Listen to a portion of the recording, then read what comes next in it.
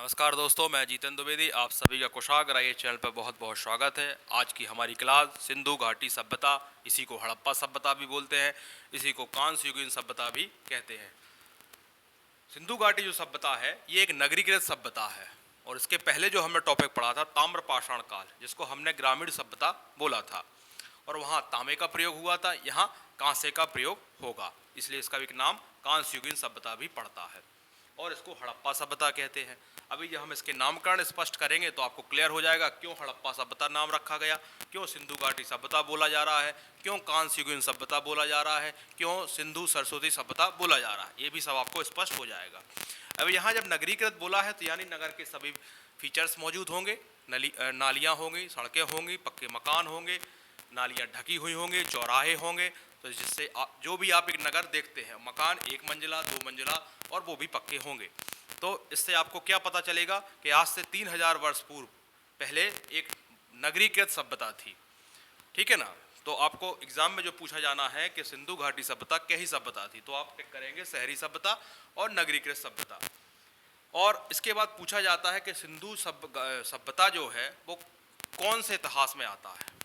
जब हमने पहला लेक्चर आपको पढ़ाया था तो वहाँ बताया था कि सिंधु सभ्यता जो है वो आदि ऐतिहासिक काल के अंतर्गत आता है। और आदि ऐतिहासिक काल के अंतर्गत आता है, इसका मतलब क्यों आता है, क्योंकि वहाँ पुरातात्विक साक्ष्य मिले हैं, प्लस हमें लिखित साक्ष्य भी प्राप्त हुए हैं, परंतु उन लिखित साक्ष्यों को पढ़ नहीं पाए हैं। और जब लिखित साक्ष्यों को नहीं पढ़ पाते हैं और पुरातात्विक साक्ष्य अवेलेबल होते हैं तो उस काल को हम आदि ऐतिहासिक काल कहते हैं, ठीक। इसके बाद क्वेश्चन बनता है कि विश्व की सबसे पुरानी सभ्यता कौन सी है, विश्व की सबसे व्यवस्थित सभ्यता कौन सी है, सिंधु सभ्यता का आकार कैसा है, कितने वर्ग क्षेत्रफल में फैला हुआ है, कौन सा बड़ा स्थल है और उन स्थलों में क्या क्या मिला है और इसकी डेट क्या है, इसकी तिथियों पर भी विवाद हैं, विवाद मतलब मतभेद है इतिहासकारों में, और इसकी उत्पत्ति को लेकर भी मतभेद है ना। तो ये सब जो अच्छा, इसमें सामाजिक जीवन, सिंधु सभ्यता के लोगों का आर्थिक जीवन, राजनीतिक जीवन, फिर जब इतनी बढ़िया सभ्यता थी तो फिर इसका पतन क्यों हुआ, इसके बारे में भी हम पढ़ेंगे। यानी हमें पूरा सिंधु सभ्यता को कंप्लीट करना है, जितने क्वेश्चन एग्जाम में पूछे जाते हैं, और क्योंकि हमारी जो क्लासेस हैं वो एग्जाम को ध्यान में रखते हुए बनाई गई हैं, ठीक है ना। हिस्ट्री के तो कई पोर्शन हो सकते, जो भी हम आपको तथ्य बोर्ड पर उपलब्ध कराते हैं वो सब एग्जाम में पूछे हुए होते हैं। तो अब हम स्टार्ट करते हैं कुछ तथ्यों के साथ सिंधु घाटी सभ्यता को।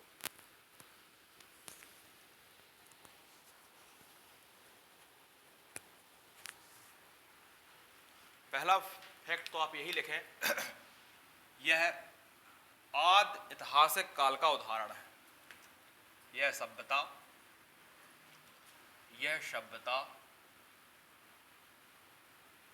आदि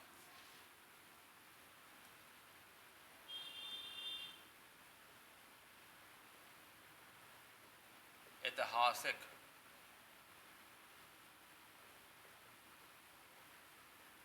काल का उदाहरण है। अब आदि ऐतिहासिक क्या होता है, तो इसके में दो चीजें ध्यान रखनी होती हैं। पुरातात्विक साक्ष्य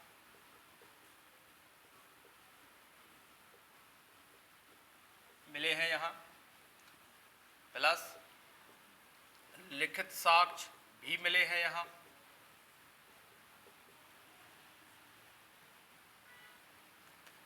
परंतु इनको पढ़ा नहीं जा सका, परंतु इन्हें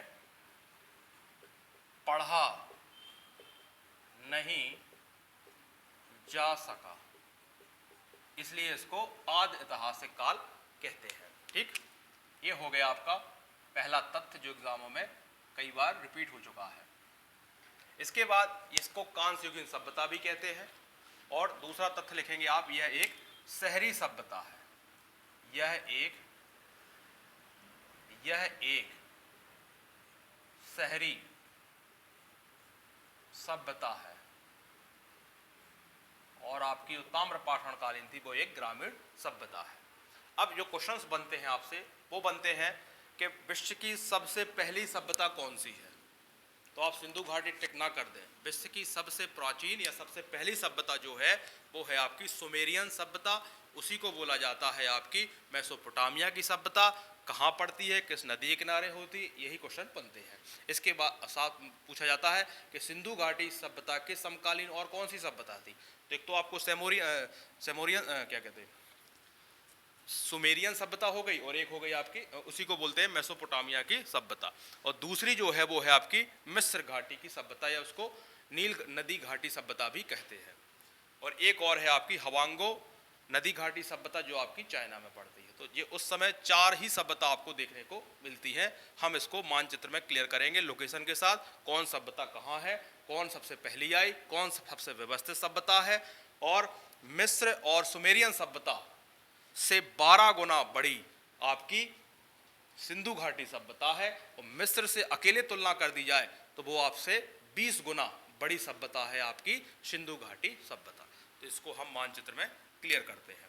पहले आप मिस्र को देख लें। मिस्र जो है यहाँ अफ्रीका के उत्तर पूर्व में पड़ता है, और यहीं से नील नदी बहती है। तो इस लोकेशन को में आप क्या लिखेंगे, आप मिस्र घाटी सभ्यता या मिस्र सभ्यता क्या लिखेंगे यहाँ, या यहाँ इसको आप ऐसा लिखें दूर, मिस्र सभ्यता,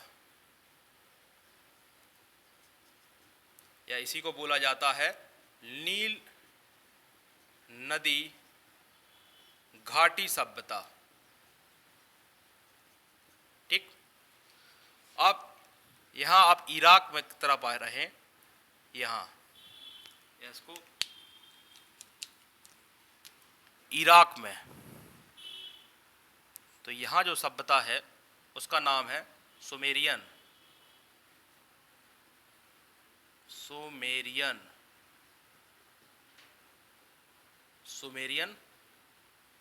सभ्यता।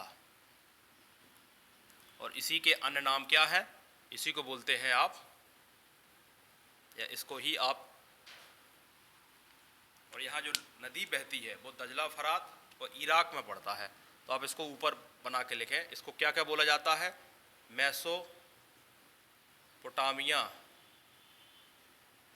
मेसोपोटामिया की सभ्यता। इसी को आप सुमेरियन सभ्यता भी बोल देते हैं, सुमेरियन सभ्यता। और ये कहाँ है, ये लोकेशन जो है इराक। और नदी की बात पूछ ली जाए कौन सी नदी के किनारे है, तो चाहो तो आप यहीं लिख लें, यहाँ लिख लें दजला फरात नदी। तो यहाँ आपको नील नदी, यहाँ दजला फरात नदी, और इसके नाम। तो ये जो है जो आपकी सबसे पहली या प्रथम सभ्यता है, प्रथम सभ्यता। ठीक, ये हो गई मिस्र सभ्यता, ये हो गई सुमेरियन सभ्यता।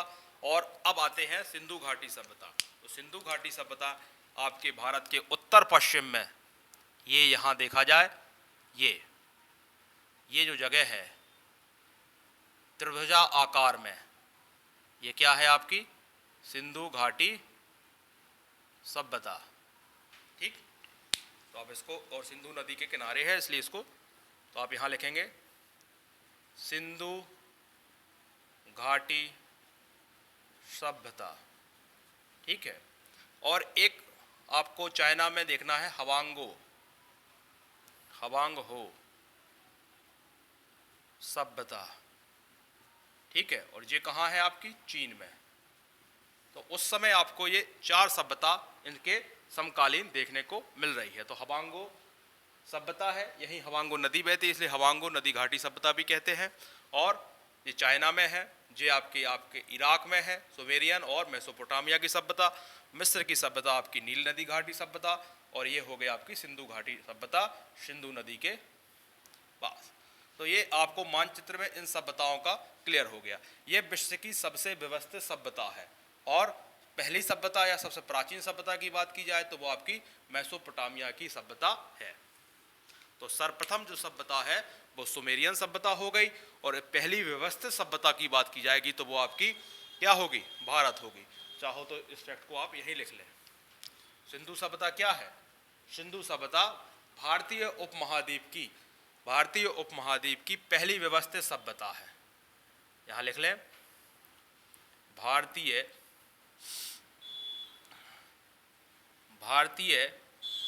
उपमहाद्वीप, भारतीय उपमहाद्वीप की पहली व्यवस्थित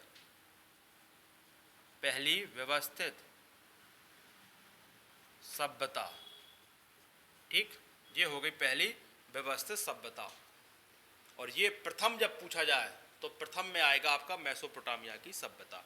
ठीक, इसको आप स्क्रीनशॉट ले लें। फिर इसके बाद हम इसके बारे में एक दो फैक्ट तथ्य और लिखाना चाहते हैं। ठीक,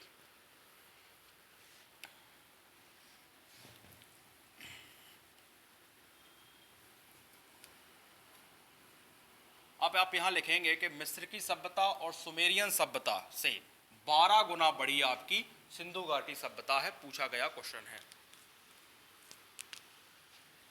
लिखेंगे आप, क्या लिखेंगे? मिस्र की सभ्यता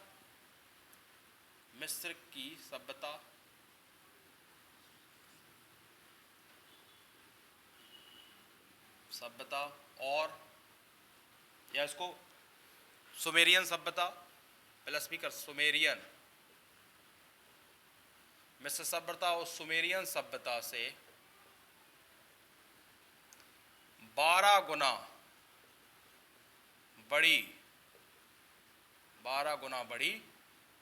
सिंधु सभ्यता है या सिंधु घाटी सभ्यता है।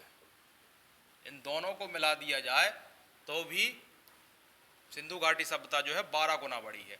और मिस्र की सभ्यता से अकेले तुलना की जाए, मिस्र की सभ्यता से 20 गुना बड़ी है। ये तो तथ्य भी आपको क्या रखना है? इंपॉर्टेंट रखना है। इसके बाद ये जो तीनों सभ्यताएं हैं, तीनों की बात की जाए, सिंधु घाटी सभ्यता, आपकी सुमेरियन सभ्यता और आपकी मिस्र सभ्यता, ये तीनों ही सभ्यता जो है वो कांस्य युगीन सभ्यता है। तो ये तथ्य भी आप यहां लिखेंगे। यह तीनों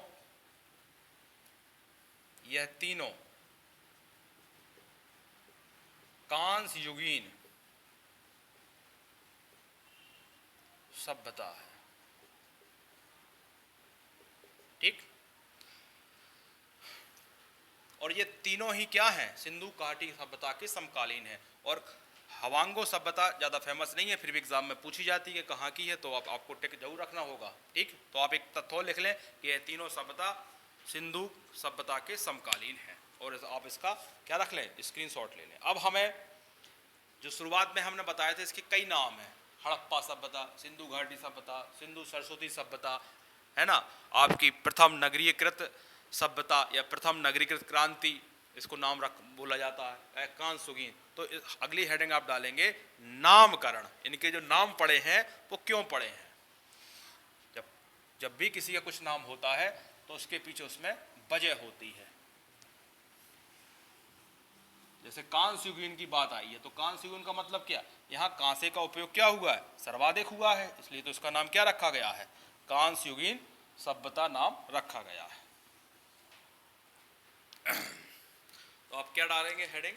नामकरण। अब हम सिंधु सभ्यता के जितने भी नाम हैं जो आपसे पूछे जा सकते हैं और मेंस में भी क्वेश्चन बन सकते हैं कि ये नाम क्यों रखा गया है, नामकरण। तो पहला नामकरण आप क्या देखें? हड़प्पा। पहला नामकरण हड़प्पा। तो हड़प्पा नाम क्यों रखा गया? हड़प्पा सभ्यता। तो इसकी कुछ वजह है। एक तो सबसे पहले हड़प्पा में ही खोज हुई है, पहला स्थल है, तो इस वजह से भी हड़प्पा का नाम हड़प्पा सभ्यता पड़ा है। ठीक है ना, कि सबसे जितने भी स्थल खोजे गए हैं सिंधु घाटी सभ्यता में, उसमें पहला जो स्थल है वो क्या खोजा गया है? हड़प्पा। तो ये तो हो गया आपको कि क्यों नाम रखा गया है। अब इसके बारे में पूछना आपको, तो एक दो तथ्य और रखना है कि 1826 में चार्ल्स मेसन ने सबसे पहले ध्यान उनका हड़प्पा में एक ढेर पर गया और उन्होंने कहा कि यहाँ जो ईंटें प्राप्त हो रही हैं वो प्राचीन हैं, परंतु उसके बाद भी कोई इस पर कोई उत्खनन या उचित कार्रवाई नहीं हुई। उचित कार्रवाई का मतलब उस पर प्रयास नहीं किया गया। इसके बाद 1853 के में कनिंघम के नेतृत्व में हुआ कार्य स्टार्ट, जब यहाँ एक कराची से लाहौर में एक ट्रेन पटरी बिछाई जा रही थी, तो उस खुदाई के दौरान वहाँ कुछ ईंटें प्राप्त हो रही थी। तो 1853 में भी इस पर उचित ध्यान नहीं दिया गया। फिर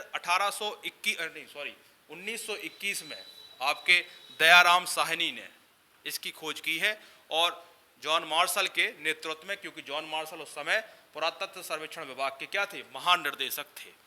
ठीक है, तो आप चाहो तो 2-3 तथ्य इसके बारे में लिख सकते हो, क्योंकि कई बार क्वेश्चन पूछता है कि सबसे पहले हड़प्पा के बारे में ध्यान किसका गया था, तो चार्ल्स मैनन का गया था, और चार्ल्स मैसन का, और उनकी डेट 1826 एडी में, क्योंकि सबसे पहला खोजा गया स्थल कौन सा है, हड़प्पा है, और उसकी डेट क्या बनती है, 1921 एडी बनती है, दयाराम साहनी। पर कई बार एग्जाम पूछता है कि सबसे पहले किसका गया था, तो वो भी आपको यहाँ पता होना चाहिए। और क्यों नाम रखा गया, क्योंकि पहला स्थल खोजा गया है। तो इसके बारे में आप 1-2 तथ्य लिख लें। 1826 एडी में चार्ल्स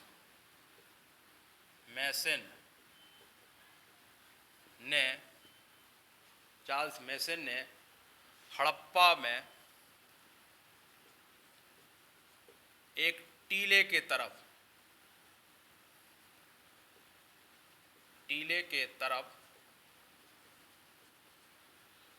ध्यान गया। ठीक है ना, शुरुआत में चार्ल्स मैसन के ने ही क्या किया था, पहली बार ध्यान उस साइड कराया था कि जो टीला है, इसमें जो ईंट निकल रही है वो बहुत प्राचीन है। ठीक, फिर इसके बाद 1853 में कनिंघम के नेतृत्व में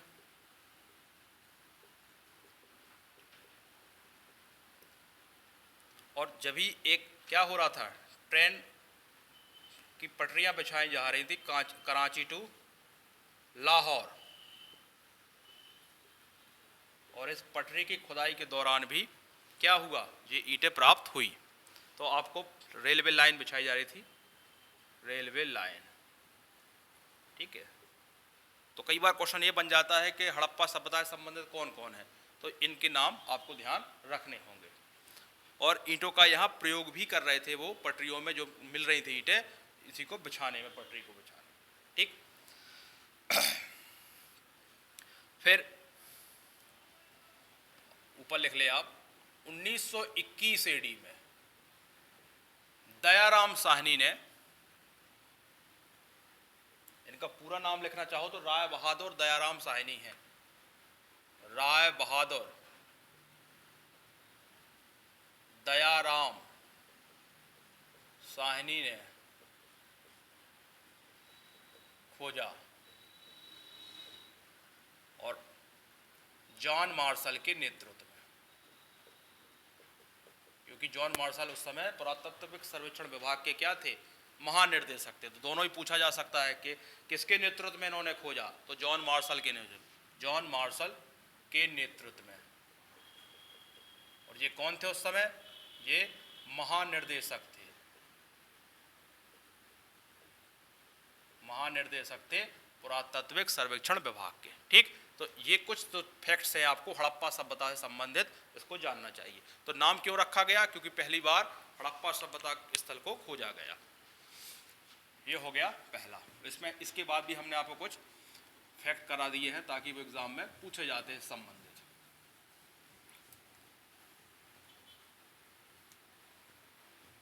अब दूसरा नाम आपने सुना होगा सिंधु घाटी सभ्यता। पहला नाम हड़प्पा, और हड़प्पा से संबंधित कुछ हमें तथ्य भी बता दिए। दूसरा आपने सुना होगा सिंधु घाटी सभ्यता, सिंधु घाटी सभ्यता।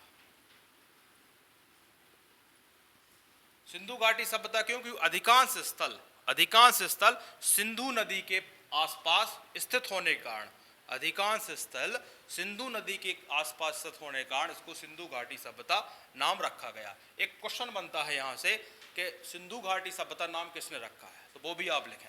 ये तो पहले आप समझ गए क्यों यहाँ हो रहा है, पहले तो आप ये लिख लें नामकरण, सिंधु घाटी सब नाम किसने दिया है, तो वो नाम दिया है सर जॉन मार्शल ने। ये क्वेश्चन बन सकता है, सर जॉन मार्शल, ठीक है।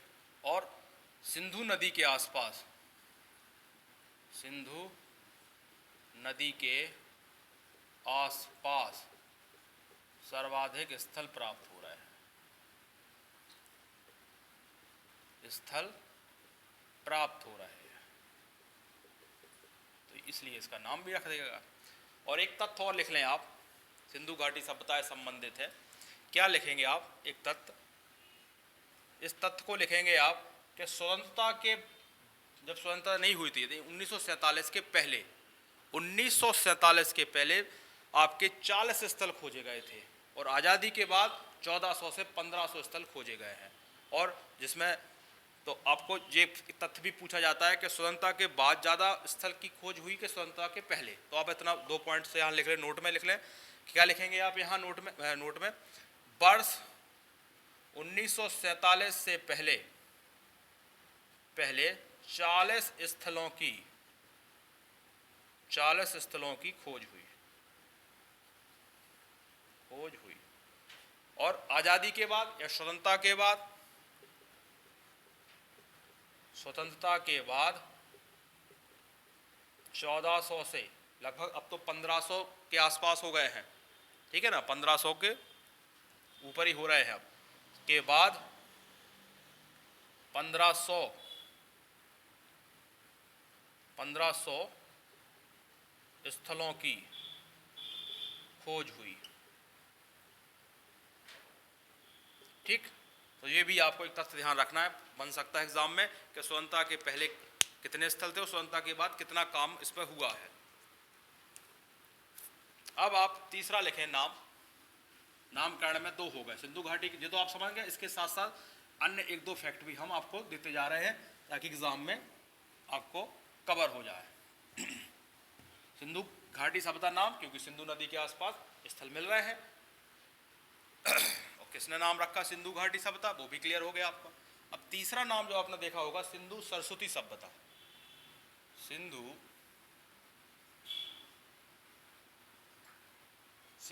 या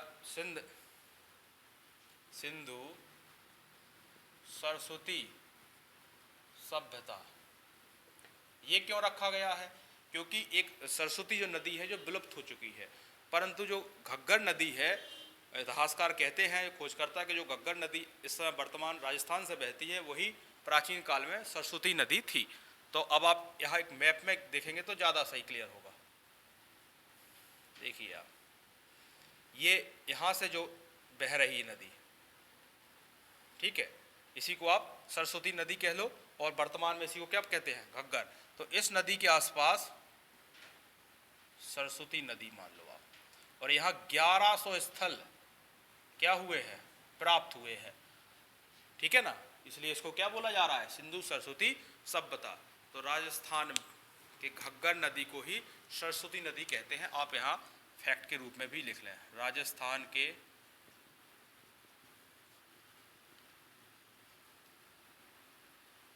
घग्गर नदी को वर्तमान में सरस्वती नदी कहते हैं, जो विलुप्त प्राय है कहते हैं। तो अब 1100 स्थल यहाँ मिल रहे हैं, इसलिए इसको सिंधु सरस्वती सभ्यता कहते हैं। देखो हड़प्पा समझे आप, हड़प्पा पहला स्थल खोजा गया, इसलिए उसको नाम हड़प्पा रखा गया। सिंधु घाटी सभ्यता क्यों रखा गया? क्योंकि सिंधु नदी के आसपास बहुत सारे स्थल मिल रहे हैं। सिंधु सरस्वती क्यों कहा गया? क्योंकि 1100 स्थल मिल रहे हैं। जब ज़्यादा स्थल मिल रहे हैं इसलिए तो उसका नाम रखा जा रहा है। अब चौथा नाम लिखें आप, कांस्य युगीन, ताकि आपको नामकरण पर कभी क्वेश्चन आ जाए प्री में, मेंस में, तो आपको बिल्कुल स्पष्ट क्लियर रहे कि क्यों नाम रखा जा रहा है, कहीं आपको संशय ना रहे वहाँ कि ये नाम क्यों रखा जा रहा है। तो अब अगला नाम लिखेंगे आप, कांस्य युगीन सभ्यता। चौथा है कांस्य युगीन। तो कांस्य युगीन क्यों कहा जा रहा है? क्योंकि हम पहले ही बता चुके हैं, यहाँ सर्वाधिक जिस धातु का उपयोग हुआ है वो है कांसा। कांसा बनता कैसा है? तो आप इसको भी क्लियर कर लें 1 मिनट के लिए। पहली धातु कौन थी आपकी? पहली धातु आपकी तामा थी, ठीक है नहीं थी? और तामा में आप ऐड कर दें टिन को, क्या ऐड कर दें? टिन ऐड कर दें, और क्या बन जाएगा आपका? कांसा बन जाएगा। ये भी एग्जाम में पूछा गया प्रश्न है, कांसा कैसे बनता है? कांसा बना, ठीक, ये कांसा बना। और यहां इसका नाम क्यों रखा गया? तो क्या लिखेंगे? यहां कांस का उपयोग सर्वाधिक हुआ है या बहुतायत में हुआ है? यहां कांस का उपयोग सर्वाधिक हुआ है, सर्वाधिक हुआ है। और ताम्रपाषाण काल में आपने तांबा का उपयोग खूब देखा है। अब एक अंतिम नाम और लिख लें आप, इसका नाम, इसको बोला जाता है प्रथम नगरीय क्रांति। क्यों बोला जा रहा है नगरीय क्रांति? क्योंकि अभी तक आप जितना पढ़कर आए हैं, आप ताम्रपाषाण काल ही पढ़ के आए, तो वहां ग्रामीण सभ्यता थी, झोपड़ी नुमा आकृति के घर थे, पक्के मकान कहीं नहीं देखे आपने, और देखे भी तो है पत्थरों के। यहाँ क्या देख रहे हो आप? पूरा नगरीकृत देख रहे हो। नगरीकृत मतलब मकान पक्के, नदी, रोड, पक्की रोड, और नालियां भी व्यवस्थित ढंग से, और उसका पूरा निकासी प्रणाली भी क्लियर है, चौक चौराहे, तो जिससे स्पष्ट होता है कि ये क्या है, एक नगरीय क्रांति है। तो इसका नाम भी रख दिया गया है, प्रथम नगरीय क्रांति।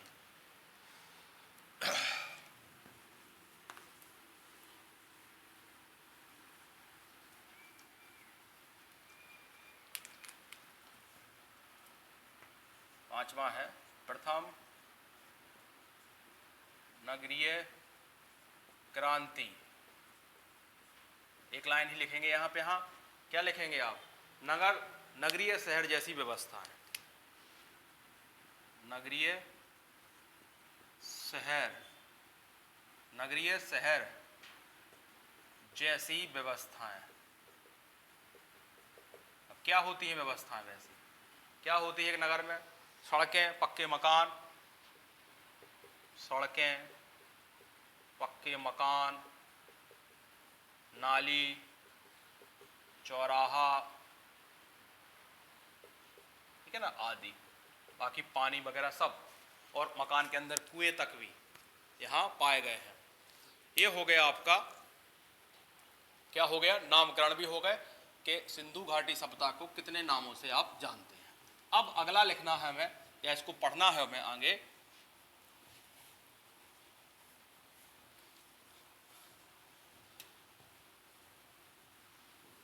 अब हमें पढ़ना है भौगोलिक विस्तार। भौगोलिक विस्तार किसका? सिंधु घाटी सभ्यता का। तो पहले तो आप एक हेडिंग डाल लें, भौगोलिक विस्तार स्वतंत्रता के बाद से वर्तमान तक। क्या लिखेंगे आप? भौगोलिक विस्तार।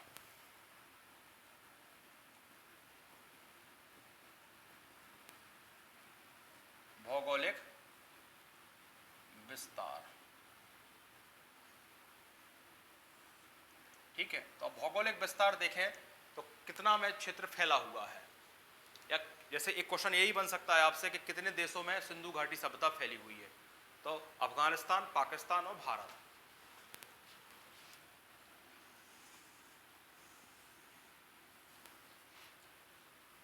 ठीक,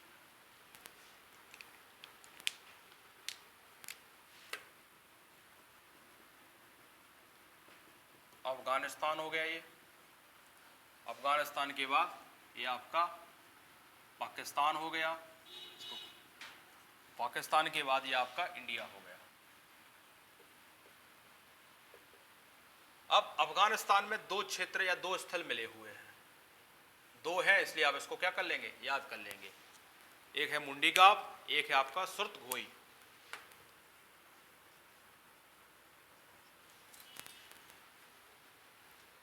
मुंडी गाव, इसको अभी हम मानचित्र में भी क्लियर करेंगे। एक है सुर्त घोई, ठीक। ये दो स्थल आपको कहां मिले हैं? अफगानिस्तान में मिले हैं। और पाकिस्तान में कितने स्थल मिले हैं? तो वो भी आप यहां लिख लें। पाकिस्तान में आपके 425 स्थल मिले हैं, ठीक है ना, सॉरी 475। और मेन कौन कौन सी जगह है पाकिस्तान में जहां ये स्थल मिले हैं? तो आप देखेंगे बलूचिस्तान है, आपका सिंध प्रांत है और आपका पंजाब प्रांत है। अभी हम डायग्राम में सब क्लियर करेंगे कहाँ सिंध प्रांत पड़ता है, कहाँ आपका पंजाब प्रांत है और कहाँ बलूचिस्तान है। तो आप लिख लें पहले दक्षिण बलूचिस्तान,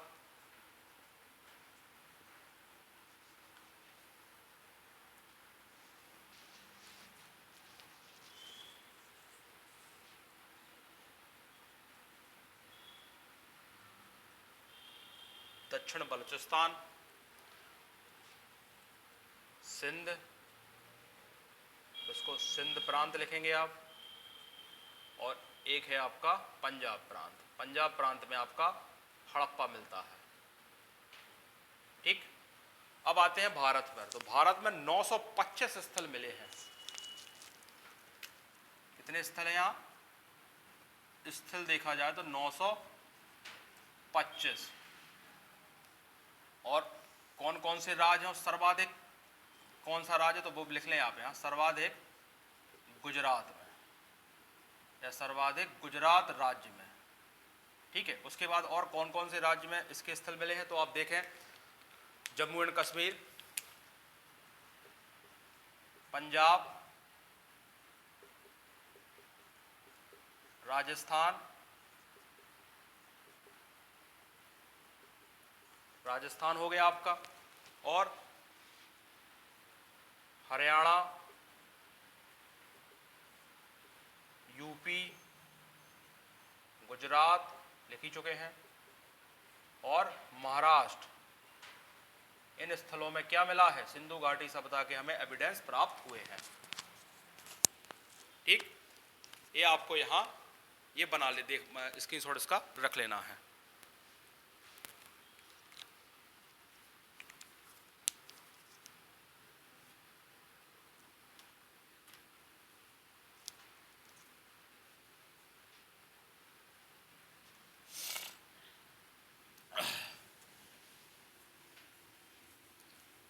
अब हमें कुछ और लिखना है। क्या? इनको अभी हम डायग्राम में भी आपको सारे जितने भी लिखा है हमने, इसमें भी लिखा है कौन कहाँ पढ़ता है।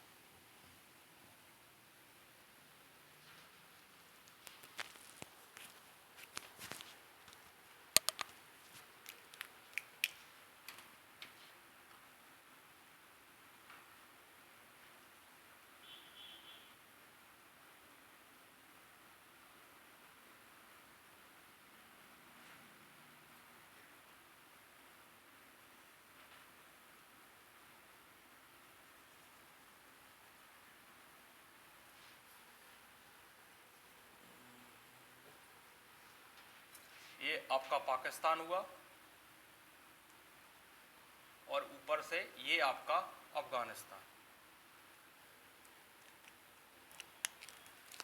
पाकिस्तान में देखें आप, ये वाला हिस्सा जो है इसको 4 हिस्सों में देखना है। ये हो गया बलूचिस्तान वाला, ये हो गया आपका सिंध प्रांत, और ये आपका पंजाब, इसको पश्चिमी पंजाब बोलते हैं पीछे वाले को। पश्चिमी पंजाब यानी हड़प्पा यहाँ है, और ये है आपका सिंध प्रांत जहाँ मोहनजोदड़ो मिलेगा आपको, और ये आपका हो गया बलूचिस्तान वाला एरिया। ठीक है, जबकि आपको, और ये आपका हो गया उत्तर पश्चिम प्रांत, उत्तर पश्चिम प्रांत हो गया। तो पाकिस्तान को इन 4 हिस्सों में आप देखते हैं। अब यहाँ आपका जम्मू एंड कश्मीर है, जो कि अब तो जम्मू एंड लद्दाख क्या हो गए हैं? केंद्र शासित प्रदेश हो गए हैं। ठीक है, इसके बाद पंजाब, पंजाब हो गया, हरियाणा है, राजस्थान हो गया आपका, ये गुजरात है, ये यूपी है, आपका उत्तर प्रदेश है, और नीचे महाराष्ट्र हुआ। ठीक है, और यहाँ आपको 2 स्थान अफगानिस्तान के भी ध्यान रखना है, सुरतगोई और उंडी गांव। अब इसको यदि देखा जाए, यहां से देखा जाए तो एक त्रिभुजाकार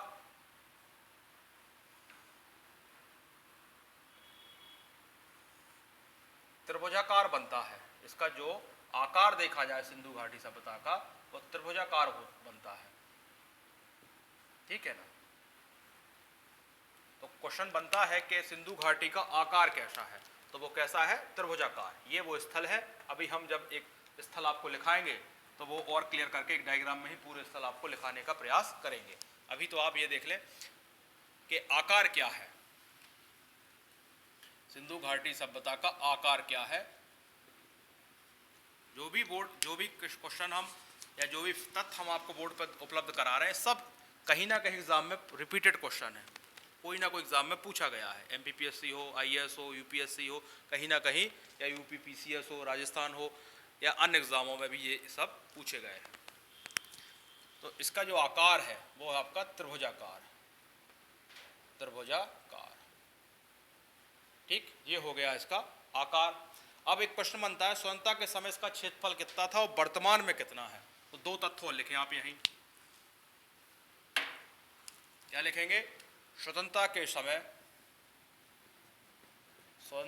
समय क्षेत्रफल,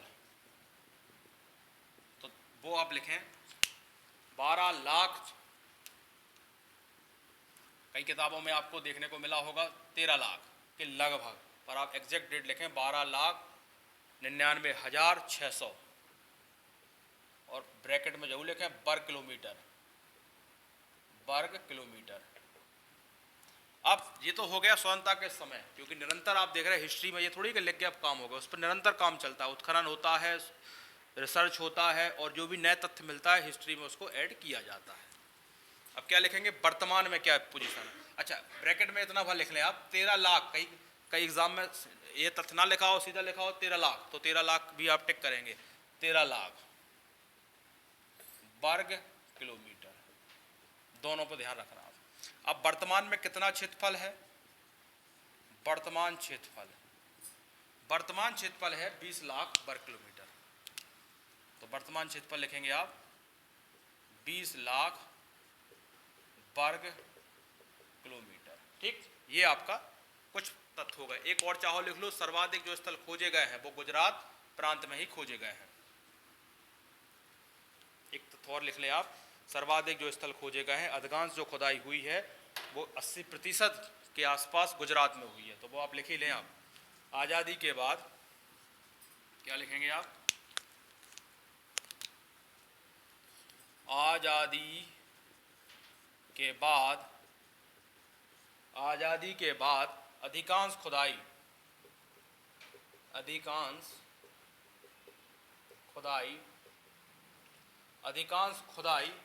भारत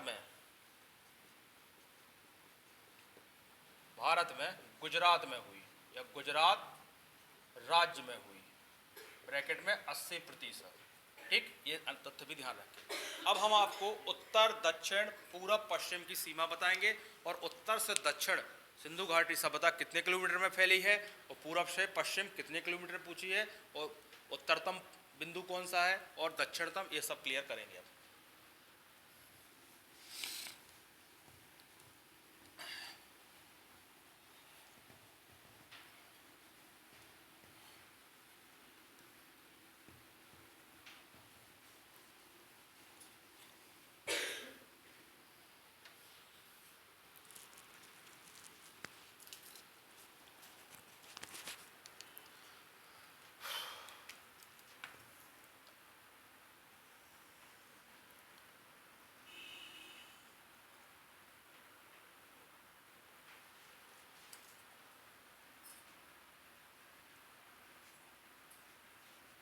उत्तर में है आपका मांडा, जम्मू एंड कश्मीर राज्य है, और नदी है चिनाब। नदी कौन सी है वहाँ, चिनाब नदी है। सब एग्जाम में बोर्ड पर जितना भी हम तथ्य देते हैं आपको, सब एग्जाम में कहीं ना कहीं पूछा गया है, या पूछे जाने की संभावना सर्वाधिक है। पूरब में आते हैं, ये आपका उत्तर है, नॉर्थ, और पूरब में आते हैं तो पूरब में यूपी मेरठ, आलमगीरपुर, आलमगीरपुर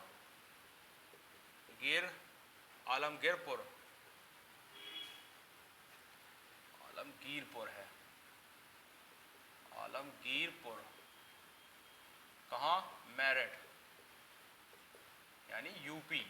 और नदी कौन सी है यहाँ, नदी कौन सी है, नदी है हिड्डन नदी, हिड्डन। ये हो गई आपकी पूर्वी। अब आते हैं दैमाबाद यानी दक्षिण महाराष्ट्र। दैमाबाद, दैमाबाद महाराष्ट्र में है। और गोदावरी की, पहले तो गोदावरी ही लिखा रहता था, पर आजकल एग्जामों में पैटर्न बदला है। गोदावरी की सहायक है यहाँ प्रवरा नदी, उसके किनारे है, दोनों ही लिखना है आपको। कौन सी नदी है? गोदावरी नदी की सहायक प्रवरा नदी, प्रवरा नदी, ठीक। और ये आपका हो गया क्या? साउथ, दक्षिण। अब आते हैं कहाँ अपन? सुतगांगटोर,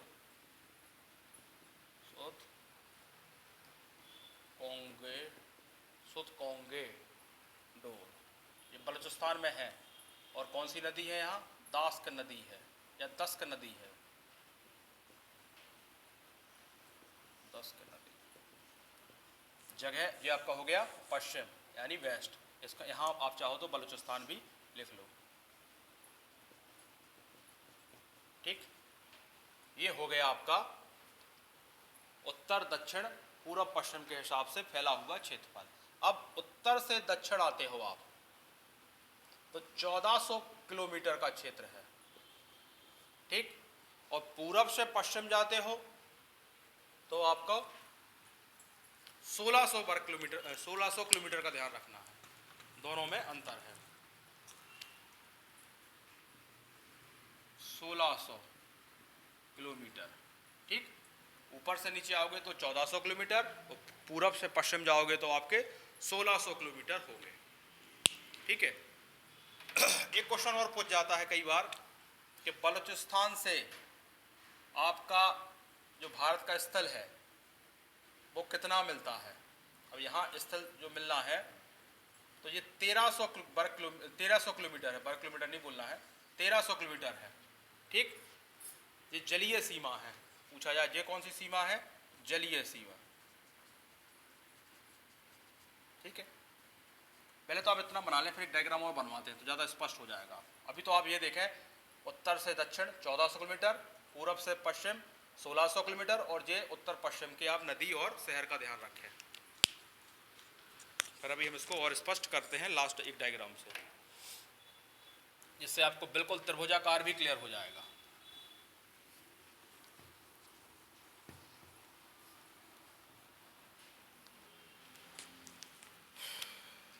देखिए आप, ये आपका नॉर्थ, ठीक है, ये साउथ,